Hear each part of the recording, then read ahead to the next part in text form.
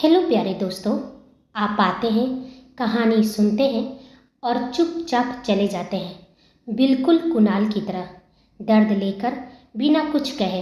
अरे भाई, एक लाइक, एक शेयर और एक सब्सक्राइब, इतना तो बनता है। कम से कम मेरा दिल तो मत तोड़िए। नैना का दिल तो मृत्युंजय तोड़ ही रहा है, आप तो ऐसा मत कीजिए। तो चलिए शुरू करते हैं रंजिशे इश्क भाग 24।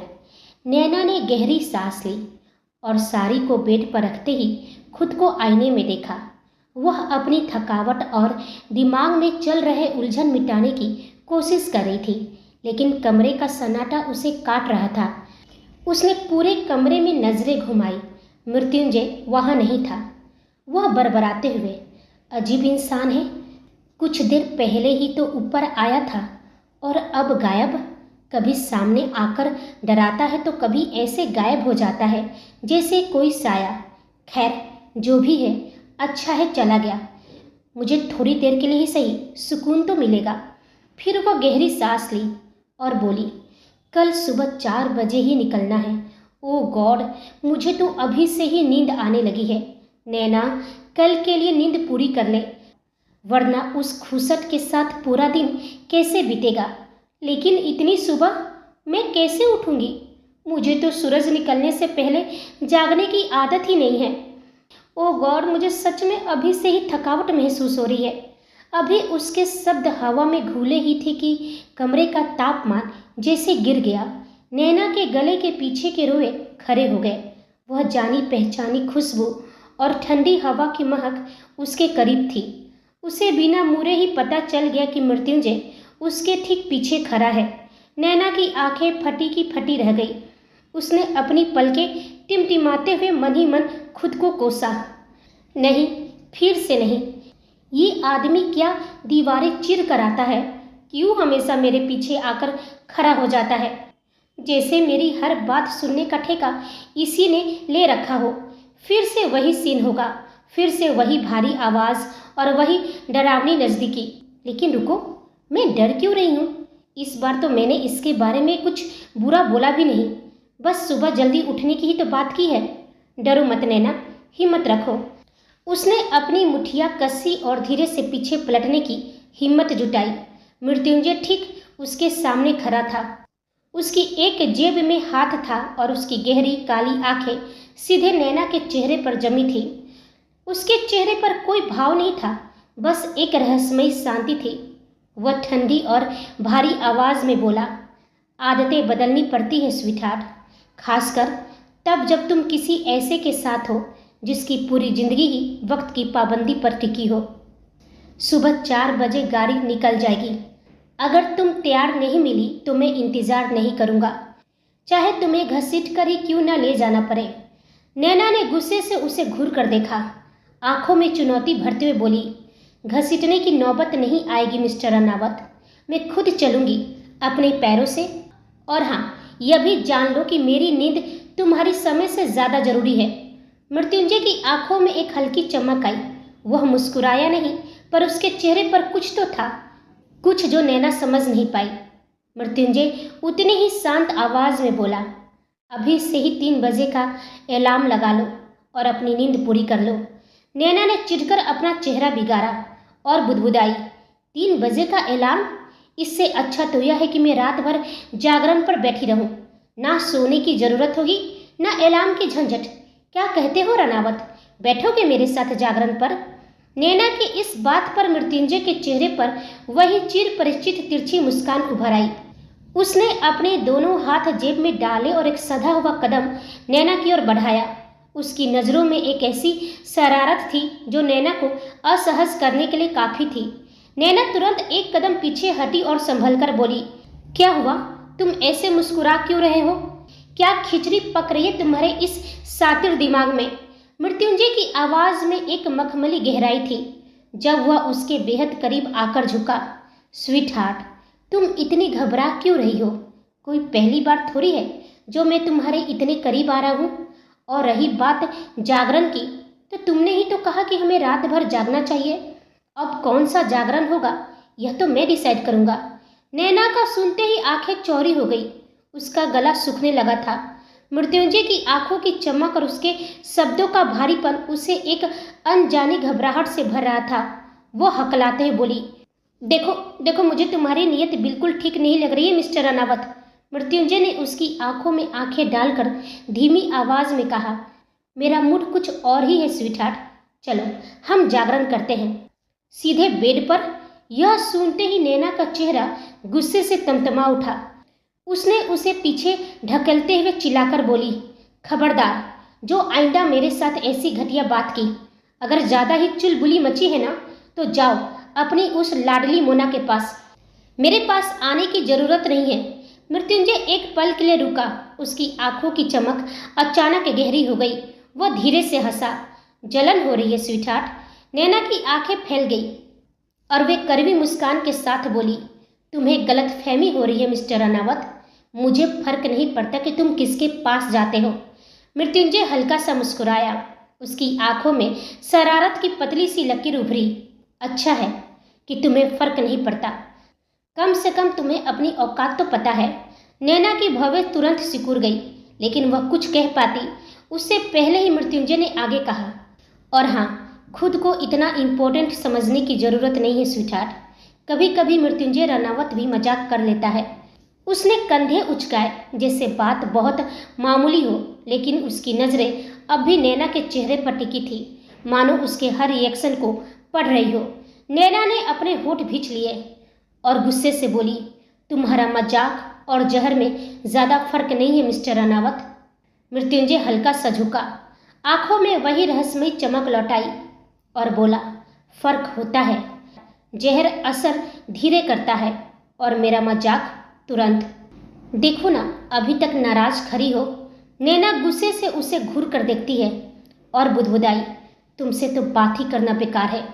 गुस्से में तमतमाई हुई वो जैसे ही पलटी, उसका पैर बेड के पायदान से बुरी तरह उलझ गया। उसका संतुलन बिगड़ा और वह एक हल्की चीख के साथ पीछे की ओर गिरने लगी। खुद को संभालने की कोशिश में उसने सामने खड़े मृत्युंजय के कोट के कॉलर को मजबूती से पकड़ लिया। मृत्युंजय इस अचानक हुए हमले के लिए तैयार नहीं था। नैना का भार और खिंचाव इतना तेज था कि वह खुद को संभाल नहीं पाया।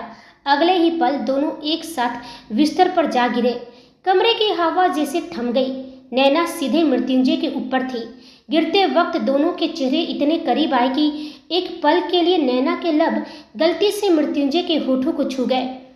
वह स्पर्श बिजली के करंट जैसा था, ठंडा, कच्चा और बेहद गहरा। नैना की आंखें फटी की फटी रह गई थी। उसके हाथों की पकड़ अब भी मृत्युंजय के मजबूत कंधों पर जमी थी, जबकि मृत्युंजय का एक हाथ अनजाने में नैना की कमर को कसकर थामे हुए था। उस एक पल में नफरत का सारा शोर शांत हो गया था। मृत्युंजय की आंखों में हमेशा रहने वाली वह बर्फीली करवाहट गायब थी। उसकी जगह एक गहरा काला सन्नाटा था जो नैना को अपने अंदर खींच रहा था। नैना की तेज धड़कनें मृत्युंजय के सीने से टकरा रही थी। नैना की आंखें मृत्युंजय की आंखों में गहरे तक झांक रही थी। वह उसे पढ़ने की कोशिश कर रही थी। खामोशी इतनी गहरी थी कि एक दूसरे की तेज चलती धड़कनें साफ सुनाई दे रही थी। तभी मृत्युंजय अपनी सर्द और भारी आवाज में बोला, यदि तुम्हारा मुझे पढ़ना पूरा हो गया हो स्वीटहार्ट, तो क्या अब मेरे ऊपर से उठने का कष्ट करोगी? मैंने तो बस मजाक किया था, लेकिन ये नहीं जानता था कि तुम तो सच में मुझ पर इस तरह से टूट पड़ोगी। उसकी आवाज में छिपा व्यंग नैना को तीर की तरह चुभा। वो झटके से होश में आई और बिजली की फुर्ती से उठकर खड़ी हो गई। शर्मिंदगी से उसका चेहरा लाल था, पर जुबान अब भी कैंची की तरह तैयार था। उसने अपनी बिखरी लटों को झटकते हुए खुद को संभाला और झेप को गुस्से में बदलते हुए बोली, तुम्हें क्या लगता है मैं तुम्हें पढ़ रही थी मिस्टर अनावत? नैना रघुवंशी को किताबें पढ़ने का शौक है, लेकिन नकली, खोखले और बदतमीज लोगों का चेहरा देखने का जरा भी नहीं। मृत्युंजय भी धीरे से बेड से उठा। उसकी शर्ट की कुछ बटनें खुल गई थी और बाल बिखर गए थे, जो उसकी शख्सियत को और भी ज़्यादा डेंजरस और आकर्षक बना रहे थे। उसने अपनी कलाई घड़ी ठीक की और एक तिरछी नज़र नैना पर डाली।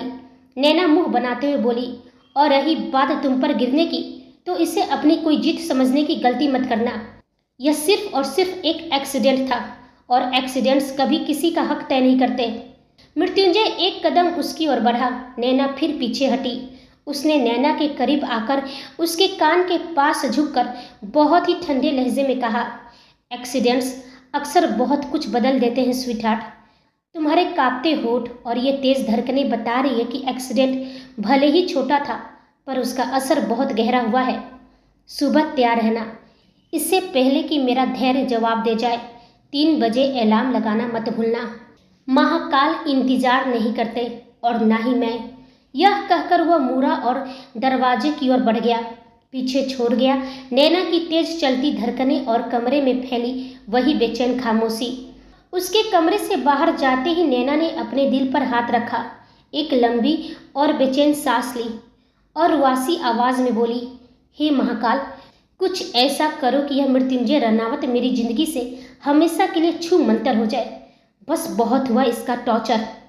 एक पल चुप रही, फिर खुद से ही बोली, और यह भी कमाल है ना कि जिससे मुक्ति मांग रही हूँ उसी के साथ कल महाकाल के दरबार में बैठना है। उसे हंसी और रोना एक साथ आ रहे थे। वही मृत्युंजय सीधे ऑफिस पहुंचा। जैसे वो केबिन में दाखिल हुआ, विपिन हाथ में फाइलें लिए सामने आ खड़ा हुआ। विपिन ने कहा, बॉस, इंटरव्यू की पूरी तैयारी हो चुकी है। शॉर्टलिस्ट किए गए लोग वेटिंग रूम में हैं। मृत्युंजय ने कुर्सी पर बैठते हुए फाइल पर सरसरी नजर डाली। आवाज में वही पुरानी ठंडक थी। मृत्युंजय ने पूछा, अगस्त्य कहाँ है?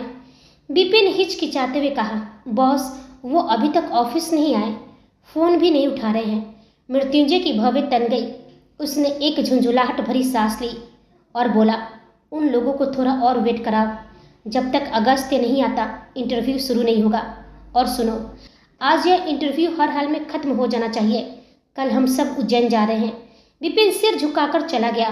दरवाजा बंद होते ही मृत्युंजय ने चिढ़कर माथा थाम लिया और बुदबुदाते हुए, पक्का उसी लड़की के पीछे गया होगा। यह अगस्त्य भी ना, प्यार मोहब्बत के चक्कर में ऑफिस भूल गया। जब ठोकर लगेगी तब दिमाग ठिकाने आएगा। उसके होठों पर एक कड़वी मुस्कान आई, जैसे वो खुद से कह रहा हो, जो मैं नहीं कर सका वो तू भी कहाँ कर पाएगा। वहीं अगस्त्य की कार जब अदिति के घर के सामने रुकी तो पूरे रास्ते की वह खूबसूरत खामोशी अभी भी उनके बीच तैर रही थी।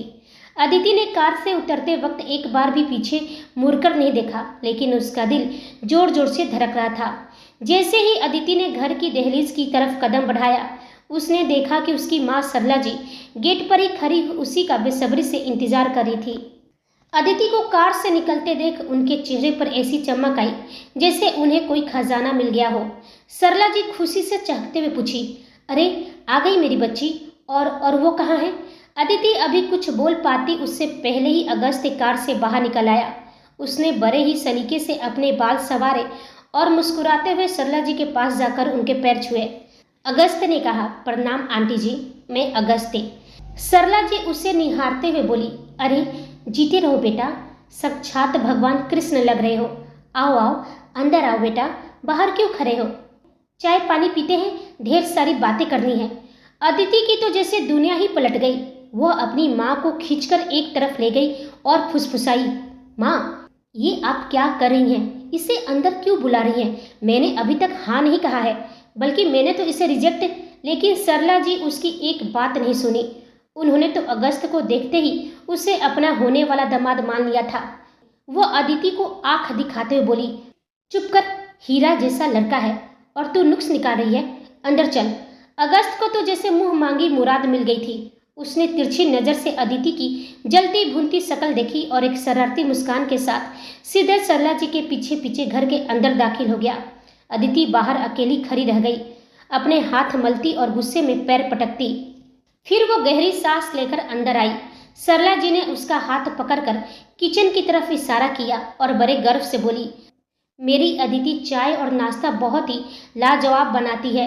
तुम बस एक बार इसके हाथ की चाय पीकर देखो, स्वाद भूल नहीं पाओगे। अदिति अपनी माँ को ऐसे घूर रही थी जैसे उन्होंने कोई विश्व युद्ध छेड़ दिया हो। वह बुदबुदाई, माँ, क्या कह रही हैं आप? मैं और चाय? लेकिन सरला जी ने उसकी एक न सुनी और उसे किचन की ओर धकेल दिया। अगस्त्य आराम से सोफे पर पैर चढ़ाकर बैठ गया। वह अदिति का तमतमाया हुआ चेहरा देखकर अंदर ही अंदर अपनी जीत का जश्न मना रहा था। अदिति मन ही मन बड़बड़ाई, बारा आया चाय पीने का शौकीन। उंगली क्या पकड़ाई, ये तो सीधे मेरा हाथ पकड़कर मेरे ही घर के अंदर आ गया। अभी पिलाती हूँ तुझे ऐसी चाय कि भोपाल का रास्ता ही भूल जाओगे। लोग मीठी चाय पीते हैं, आज मैं तुम्हें अपनी स्पेशल नमकीन और मिर्च वाली चाय पिलाती हूँ। इधर किचन में अदिति साजिश रच रही थी और उधर अगस्त ने अपनी बातों से सरला जी का दिल जीतना शुरू कर दिया था। सरला जी बड़ी आत्मीयता से उसके परिवार के बारे में पूछी। अगस्त ने कहा, आंटी दरअसल मैं अपने परिवार के साथ नहीं रहता। वैसे परिवार में सब है, दादा हैं, दादी हैं, डैड है और मेरी एक सौतेली माँ है और मेरा एक भाई है जो सगा तो नहीं पर मेरे लिए सगे से बढ़कर है। सरला जी उसकी ईमानदारी देख और भी प्रभावित हो गई। फिर उन्होंने उसकी नौकरी और काम के बारे में पूछा। अगस्त जानता था कि इस वक्त रनावत मेंशन और मृत्युंजय का नाम लेना रिस्क हो सकता है, इसलिए उसने बड़ी चतुराई से बात घुमा दी और बोला, जी आंटी मैं एक बिजनेसमैन हूँ, मेरा अपना काम है और भगवान की दया से सब ठीक चल रहा है। सरला जी ने कहा, वह तो मुझे मालूम है बेटा, तुम्हें इस शहर में कौन नहीं जानता। खैर तुम ये बताओ तुम्हें मेरी अदिति कैसी लगी। अगस्त ने मुस्कुराकर तिरछी नज़रों से किचन की तरफ देखा जहाँ अदिति उससे गुस्से से घूर रही थी। अगस्त ने कहा, आंटी अब मैं आपके घर के सोफे पर बैठकर चाय का इंतजार कर रहा हूँ। इससे बड़ा सबूत और क्या दे सकता हूँ कि मुझे आपकी बेटी कितनी पसंद आई है। सरला जी तो जैसे खुशी के मारे 7वें आसमान पर पहुँच गई। तभी अदिति हाथ में चाय का कप लेकर बाहर आई। उसके चेहरे पर एक शैतानी मुस्कान थी। जब उसने अगस्त के सामने चाय का कप रखा, सरला जी ने माहौल को भांप लिया और बड़ी चतुराई से वहां से खिसकना ही बेहतर समझी। वह बोली, अदिति तुम बैठो और अगस्त से बातें करो, मैं जरा बाहर छत से सूखे कपड़े उतार लाओ। जैसे ही सरला जी बाहर गई, अदिति सोफे पर पैर चढ़ाकर बैठ गई और बड़ी मासूमियत से बोली, चाय और नाश्ता लो ना, मेरी माँ ने सही कहा था, ऐसी चाय तुम्हें पूरे भोपाल में कहीं नहीं मिलेगी, एक बार पीकर तो देखो। अगस्त को अंदाजा था कि दाल में कुछ काला ही नहीं बल्कि पूरी दाल ही काली है। उसने ठंडे दिमाग से चाय का कप उठाया और सीधे अदिति की आंखों में आंखें डालकर पहली चुस्की ली। चाय गले से नीचे उतरते ही अगस्त को लगा जैसे उसने उबलता हुआ नमक और ढेर सारी मिर्ची पी ली हो। उसके अंदर आग लग गई थी, लेकिन उसने चेहरे पर एक सिकन तक नहीं आने दी। वह मन ही मन बोला, बाप रे, ये दोनों सहेलियां एक जैसी है। नैना भाभी ने एमजे को मिर्च वाली खीर खिलाई थी और ये उनकी दोस्त मुझे मिर्च वाली चाय पिला रही है। Perfect match. अदिति बड़ी बेसब्री से इंतजार कर रही थी कि अभी अगस्त चिल्लाएगा या थू थू करेगा, पर अगस्त तो आराम से पूरी चाय गटक गया। अदिति हैरानी से पूछी, तुम्हें चाय में कुछ अलग नहीं लगा, मतलब कुछ कमाल का स्वाद।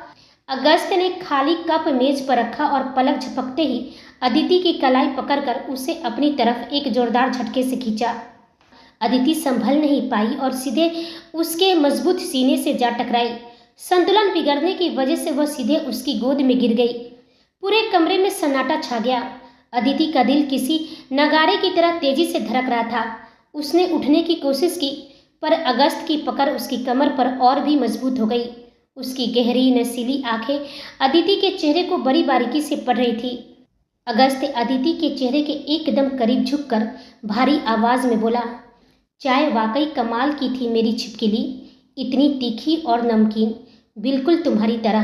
पर जानती हो, मुझे तीखा खाने का बहुत शौक है। अदिति की बोलती बंद हो गई। अगस्त की नज़रों में एक ऐसा जादू था कि वह चाहकर भी खुद को छुड़ा नहीं पा रही थी। अगस्त का एक हाथ धीरे से अदिति के चेहरे पर आई लट को हटाने लगा और बोला, तुम्हें क्या लगा था कि नमक और मिर्च डालकर तुम मुझे डरा दोगी? तुम जिंदगी भर भी मुझे ऐसी चाय पिलाओगी ना, तो तुम्हारा यह सांड बिना किसी शिकायत के उसे पी लेगा, क्योंकि चाय का स्वाद नहीं, पिलाने वाली का हाथ मेरे लिए मायने रखता है। अगली बार नमक थोड़ा कम डालना, क्योंकि अब तो मेरा इस घर में आना जाना लगा रहेगा। क्या कहती हो होने वाली बीबी? अदिति की जुबान जैसे सिल गई थी। वह बस फटी आंखों से उसे देखती रह गई। अगस्त ने धीरे से उसे सोफे पर वापस बिठाया और खुद खड़ा हो गया और बोला, अब मुझे चलना चाहिए। मैंने तुम्हारा नंबर सेव कर लिया है। फ़ोन पर बहुत सारी और रोमांटिक बातें करते हैं। अगस्त ने अपनी शरारती मुस्कान बिखेरी और कमरे से बाहर निकल गया। तभी सरला जी भी कपड़े लेकर अंदर आ गई। अगस्त ने बहुत ही सम्मान के साथ उनके पैर छुए और उन्हें प्रणाम किया। सरला जी बोली, अरे बेटा, इतनी जल्दी जा रहे हो, खाना खाकर जाते। अगस्त ने कहा, नहीं आंटी, काम बहुत है, अगली बार पक्का आपके हाथ का खाना खाऊंगा। उसने एक आखिरी नज़र दरवाजे के पास खड़ी अदिति पर डाली, जो अभी भी उसी के ख्यालों में खोई हुई थी। अगस्त ने अपनी कार स्टार्ट की और एक तेज हॉर्न बजाते हुए वहां से निकल गया। पीछे छोड़ गया तो बस अदिति के दिल में एक अजीब सी हलचल और सरला जी के चेहरे पर एक बड़ी सी मुस्कान। सरला जी के चेहरे पर एक ऐसी संतुष्टि थी जो सिर्फ एक माँ को तब मिलती है जब उसे अपनी बेटी के लिए परफेक्ट जीवन साथी मिल जाता है। उन्होंने अदिति के पास आकर उसके कंधे पर हाथ रखा और पूछी, बेटा अदिति, मुझे तो लड़का बहुत पसंद है, सच कहूँ तो हीरा है हीरा। तुझे कैसा लगा? तुझे वह पसंद आया ना? अदिति इस वक्त शब्दों में कुछ भी कह पाने की स्थिति में नहीं थी। उसके दिमाग में अभी भी अगस्त की वो बातें और उसकी गोद में बिताए वो चंद लम्हे किसी फिल्म की तरह घूम रहे थे। उसका दिल और दिमाग आपस में लड़ रहे थे। वह नज़रें चुराते हुए बोली, माँ, अभी इतनी जल्दी मैं कोई डिसीजन नहीं ले पाऊंगी। अभी तो ठीक से मुलाकात भी नहीं हुई है।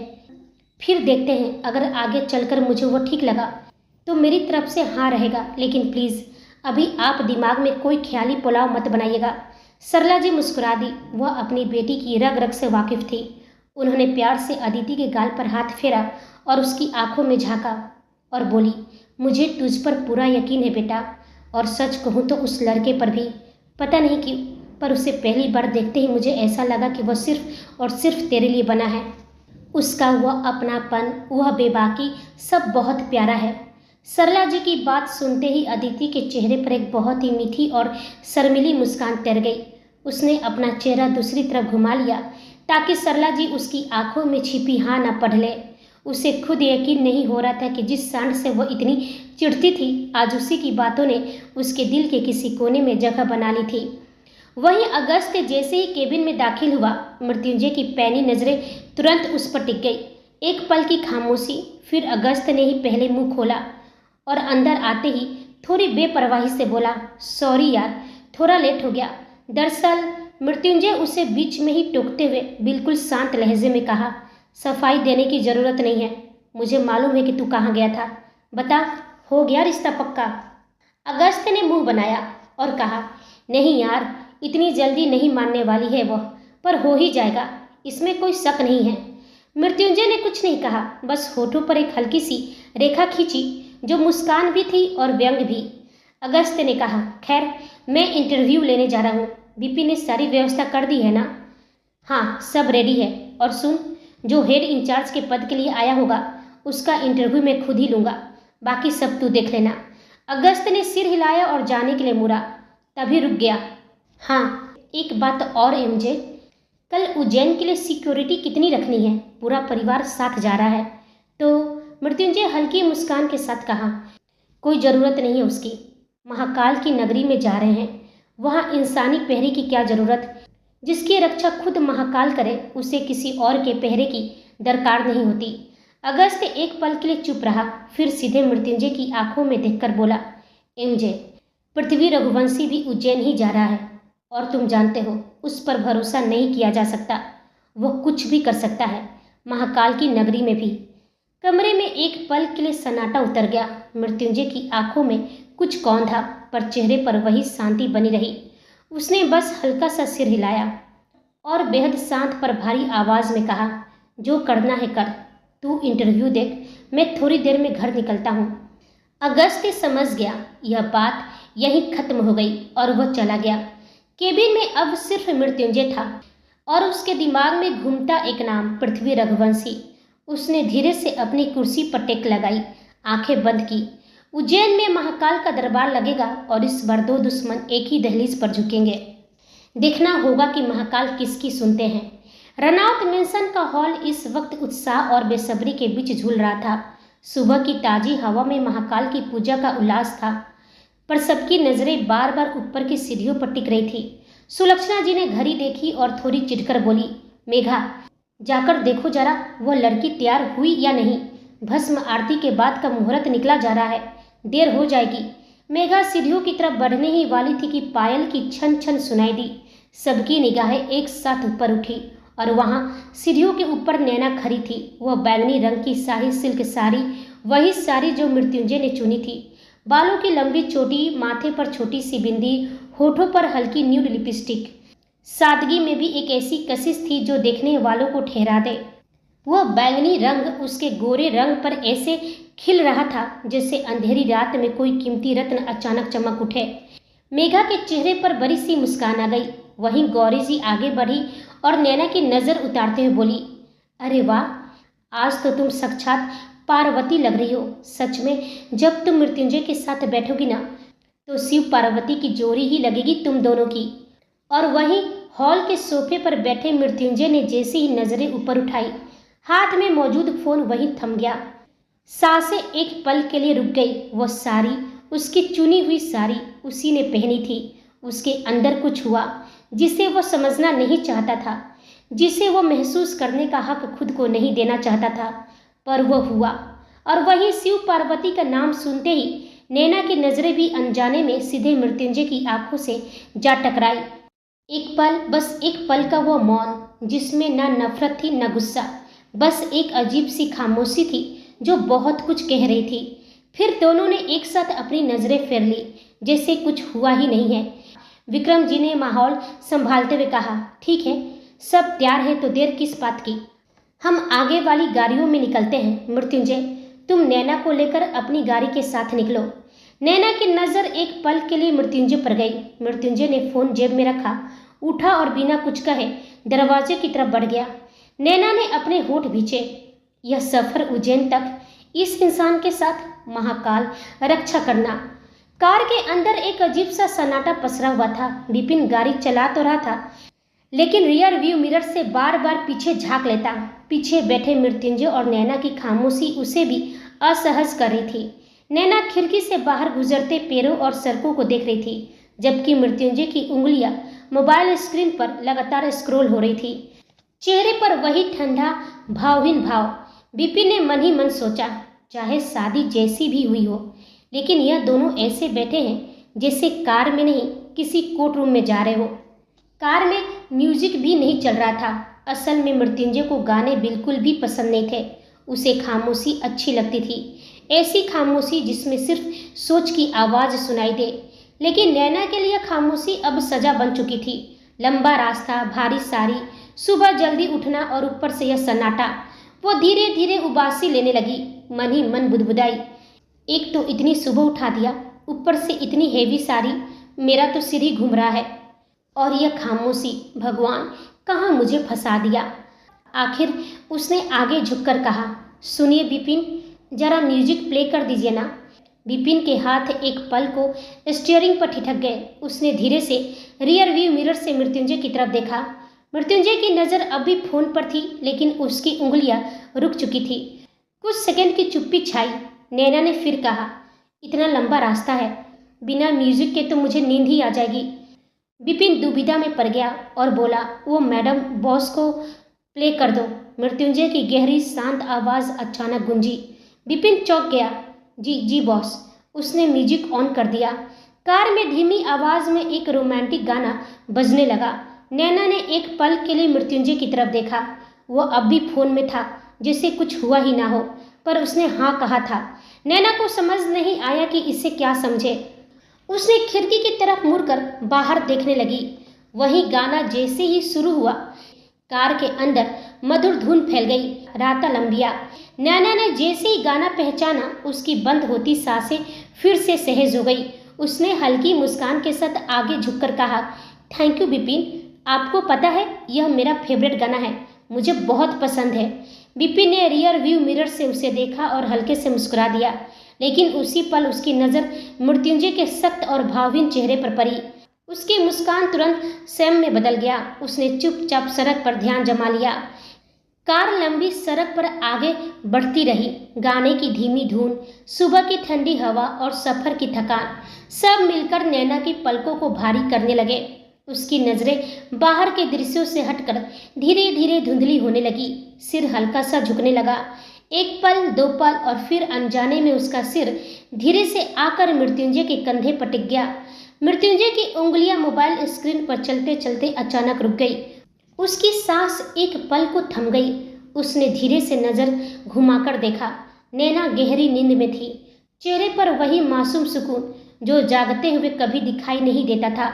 साड़ी का पल्लू हल्का सा उसके हाथ पर गिरा हुआ था। उसी क्षण विपिन ने रियर व्यू मिरर से दृश्य देखा और तुरंत समझ गया।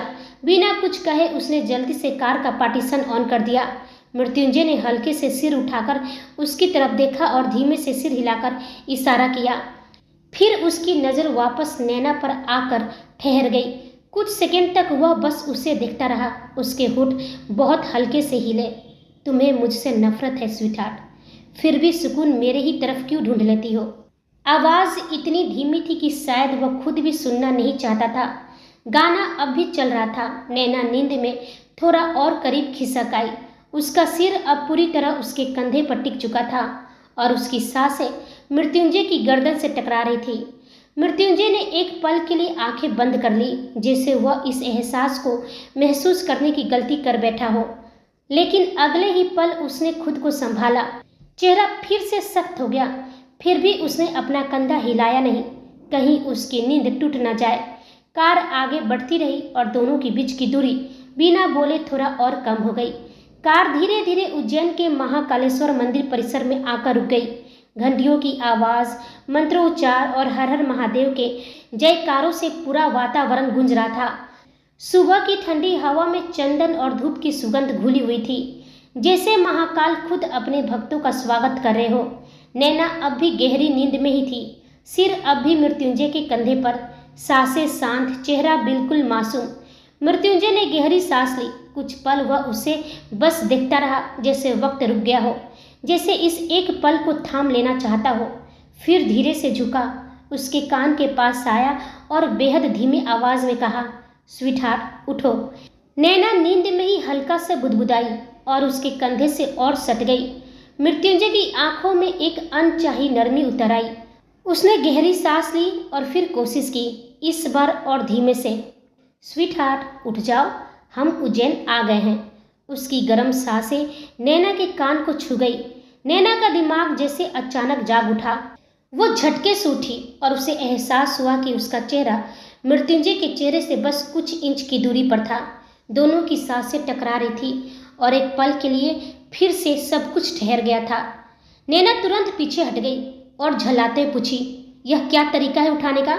मैं सो रही थी, मुझे बहुत नींद आ रही है। मृत्युंजय ने एक भौवें हल्की से उठाई।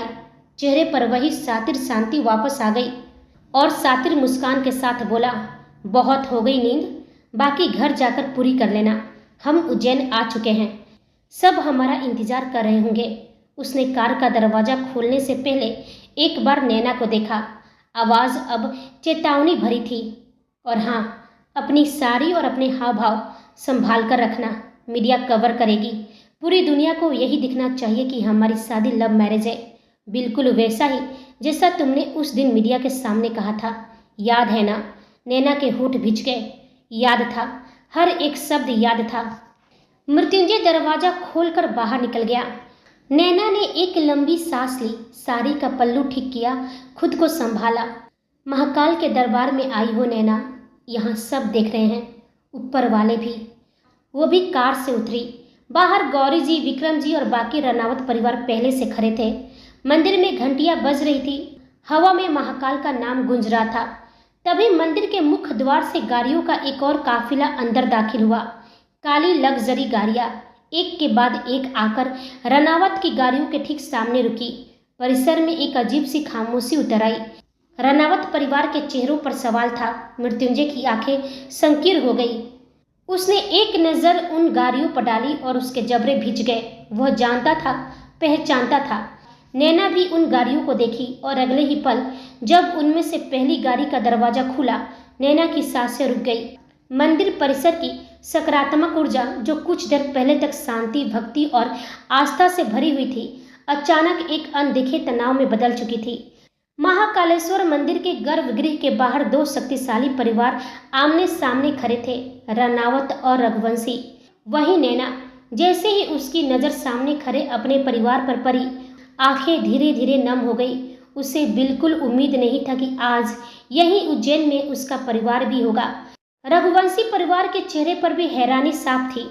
पृथ्वी रघुवंशी को छोड़कर बाकी सभी की आंखों में नैना को देखकर खुशी भी थी, राहत भी और अनगिनत सवाल भी, क्योंकि उन्हें भी नहीं पता था कि मृत्युंजय रनावत यहाँ आने वाला है। तभी नैना की नज़र अपनी माँ त्रिशा पर जाकर ठहर गई। बहुत दिनों बाद माँ और बेटी आमने सामने थी।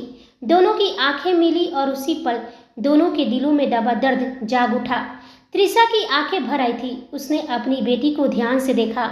मांग में सिंदूर, गले में मंगलसूत्र, माथे पर बिंदी और वो बैंगनी साड़ी जो उसकी बेटी पर किसी रानी की तरह खिल रही थी। त्रिशा का दिल एक साथ दो हिस्से में बट गया। हर माँ का सपना होता है अपनी बेटी को इस रूप में देखना, लेकिन अपनी खुशी से, अपनी मर्जी से। और त्रिशा जानती थी कि शादी कैसी थी और क्यों थी। उसका दिल भीतर से टूट गया। वह चाहकर भी अपना दर्द दिखा नहीं सकी। उसकी उंगलियां हल्का सा कांपी, लेकिन अगले ही पल उसने अपनी नज़रें नैना से हटा ली, जैसे खुद को मजबूत बनाने के लिए मजबूर कर रही हो। यह देख नैना का दिल जैसे किसी ने मुट्ठी में कस लिया। माँ की बेरुखी उसके लिए सबसे बड़ी सजा थी। उसकी आंखों की नमी अब छुपाए नहीं छुप रही थी। वह मन ही मन अपने कांपते हुए होठों से बोली, माँ प्लीज़ मुझसे नजरें तो मत फेरो। वही सौर और वीर अपनी बहन को देख रहे थे बार बार, कभी नैना को तो कभी मृत्युंजय रनावत को। बहन को देखकर आंखों में दर्द था, लेकिन मृत्युंजय की तरफ देखते ही उनकी आंखों में गुस्सा भर आता। इन सब के बीच पृथ्वी रघुवंशी सबसे आगे खड़े थे। उनकी आंखों में ना दर्द था ना हैरानी, बस एक ठंडी गहरी नज़र जो सीधे मृत्युंजय पर टिकी थी। मृत्युंजय की भी गहरी आंखें उनसे मिली। दोनों के बीच कोई शब्द नहीं, पर उस एक नज़र में 20 साल की रंजिश, 20 साल का हिसाब और 20 साल का इंतजार एक साथ टकराया। महाकाल के दरबार में भस्म आरती की पवित्र बेला में दो दुश्मन, एक दहलीज और बीच में नैना जो दोनों तरफ से टूट रही थी। तभी विक्रम जी ने धीरे से मृत्युंजय के कंधे पर हाथ रखा और बोले, हमें अंदर चलना चाहिए। मृत्युंजय की नज़रें फिर भी कुछ पल तक पृथ्वी जी की नज़रों से हटी नहीं थी। फिर उसने हल्के से गर्दन मोड़ी। वही नैना अभी अपनी माँ को देख रही थी। उसकी आंखों में दर्द साफ था, दिल जैसे टूटकर बिखर रहा था। उसी पल मृत्युंजय ने अचानक उसकी कलाई कसकर पकड़ ली। उसकी पकड़ मजबूत थी। नैना गुस्से से उसकी ओर देखने लगी, लेकिन मृत्युंजय बिना उसकी तरफ देखे धीमे स्वर में बोला, चलो। उसकी आवाज़ सख्त थी, मगर पकड़ में अनकहा भरोसा था। नैना ने एक बार फिर पीछे मुड़कर अपने परिवार को देखा और फिर धीरे धीरे मृत्युंजय के साथ कदम बढ़ा दिए। दोनों साथ चल रहे थे, लेकिन दोनों के अंदर की भावनाएं अलग अलग थी। वही नैना के चेहरे पर एक अलग ही बेचैनी थी। नैना को देखकर खुशी थी, पर उसके दिमाग में एक और ही तूफान चल रहा था। कुणाल, वह उससे यहाँ उज्जैन इसलिए लेकर आई थी ताकि वह नैना की यादों से बाहर निकल सके, महाकाल के दरबार में कुछ सुकून मिले, मन हल्का हो। पर अब नैना मन ही मन बोली, यह मैंने क्या कर दिया। कुणाल को यहाँ बुला लिया और नैना भी यही है और उसके साथ मृत्युंजय भी है। अगर उसने उन्हें साथ देखा तो इस बार वह संभल नहीं पाएगा। उसके चेहरे पर परेशानी साफ झलक रही थी। दोनों परिवार अब अपने अपने रास्ते से गर्भगृह की तरफ बढ़ रहे थे। नैना जानबूझकर पीछे रह गई, कुणाल का इंतजार। और तभी मंदिर के प्रवेश द्वार से कुणाल अंदर दाखिल हुआ। नैना तुरंत उसके पास गई, चेहरे पर जबरदस्ती मुस्कान लिए। कुणाल मुस्कुराते हुए पूछा, पूजा शुरू हो गई है क्या? नैना बोली, नहीं, बस शुरू होने वाली है। लेकिन कुणाल ने सवालिया नज़र से देखा और पूछा, लेकिन क्या नैना? नैना एक पल झिझकी और फिर धीमे से बोली, कुणाल, मुझे माफ़ करना। मुझे नहीं पता था कि नैना और मृत्युंजय रनावत भी आज यहाँ आने वाले हैं। यह मेरे लिए भी अनएक्सपेक्टेड था। वो अंदर है अपने परिवार के साथ। कुणाल एक पल के लिए जैसे पत्थर हो गया। वो धीमे से कहा, क्या मेरी नैना यहाँ है? नैना उसका हाथ थामते हुए, हाँ, और मृत्युंजय भी साथ है। कुणाल, प्लीज़ खुद को संभालना, प्लीज़। पर नैना की बात अभी पूरी भी नहीं हुई थी कि कुणाल पहले ही मुड़ चुका था और गर्भगृह की तरफ तेज कदमों से बढ़ गया। नैना घबराकर बोली, कुणाल रुको, मेरी बात तो सुनो। पर कुणाल नहीं रुका। उसके कदम खुद ब खुद उस तरफ खींचे जा रहे थे जहां नैना थी, और नैरा बस देखती रह गई। अगस्त्य भी इस वक्त मृत्युंजय के साथ ही था। तभी उसकी नजर मंदिर के प्रवेश द्वार पर पड़ी और वह हक्का बक्का रह गया। कुणाल गर्भगृह की तरफ आता हुआ उसे दिखा। अगस्त्य का चेहरा एक पल में सफेद पड़ गया। उसने धीरे से मृत्युंजय के कान के पास झुककर कहा, एमजे, मैं बाहर वेट करता हूँ, तुम आराम से पूजा करो। मैं नहीं चाहता हूँ कि इस वक्त कुणाल के सामने आओ। मृत्युंजय ने बिना कुछ कहे बस हल्का सा इशारा किया। अगस्त्य तुरंत वहां से बाहर निकल गया और कुणाल अंदर आया। उसकी नज़र सीधे नैना पर पड़ी और फिर मृत्युंजय पर और फिर उन दोनों पर साथ में। उसके सीने में जैसे किसी ने मुट्ठी भींच ली। वही नैना भी जब कुणाल को देखा तो हैरानी से उसकी आंखें फैल गई। उसके चेहरे पर घबराहट साफ झलकने लगा था। वह मन ही मन बोली, कुणाल यहाँ उज्जैन में, महाकाल के मंदिर में? फिर वो एक पल रुकी, जैसे कुछ समझ आया हो। ओह नायरा, जरूर नायरा ने ही बुलाया होगा। उसे नहीं पता था कि मैं यहाँ आने वाली हूँ, वरना वो ये काम कभी नहीं करती। उसका दिल एक साथ कई दिशाओं में खींच रहा था। एक तरफ मेरा परिवार है, एक तरफ कुणाल है, और ऊपर से यह मृत्युंजय रनावत। यहाँ पूजा होगी या कुछ और, पता नहीं अब क्या होगा। मृत्युंजय ने नैना की आंखों में तैरते उन जज्बातों को पढ़ लिया। जैसे ही उसने महसूस किया कि नैना की नजरें कुणाल पर टिक गई है, उसने अधिकार और जलन के मारे नैना की कलाई को और भी जोर से जकड़ लिया। नैना ने धीरे से छुड़ाने की कोशिश की, पर मृत्युंजय की पकड़ और कसती गई। कुणाल की नज़र उन दोनों की कलाई पर पड़ी। उसकी मुट्ठियां भिज गई, जबड़ा कस गया। आंखें जो अभी तक दर्द से भरी थी, अब धीरे धीरे लाल होने लगी। उसने सिर उठाया और सीधे मृत्युंजय रनावत को देखा। उसकी नज़र जो कह रहा था, जो मेरा है, उसे इस तरह थामने का हक तुम्हें नहीं है। लेकिन मृत्युंजय ने गहरी सांस ली। वह कुणाल की नज़रों को अच्छी तरह से समझ रहा था। उसने नैना की कलाई और कसकर थाम ली, बिना कुणाल को देखे, बिना कुछ कहे। पर उस एक पकड़ में जवाब था, यह मेरी है और मेरी ही रहेगी। जहां अंदर आस्था का खेल चल रहा था, वहीं बाहर पृथ्वी रघुवंशी का खौफनाक षड्यंत्र अपना आकार ले चुका था। दो पेशेवर शूटर भीड़ का हिस्सा बनकर परिसर में दाखिल हो चुके थे। क्या होगा आगे, जानने के लिए जुड़े रहिए हमारे साथ। यदि कहानी पसंद आया है तो प्लीज़ वीडियो को लाइक करें, शेयर करें, कमेंट करें, और मेरे चैनल पर नए हैं तो चैनल को सब्सक्राइब करें। आप सभी को मेरी कहानी सुनने के लिए धन्यवाद। मिलते हैं अगले भाग में।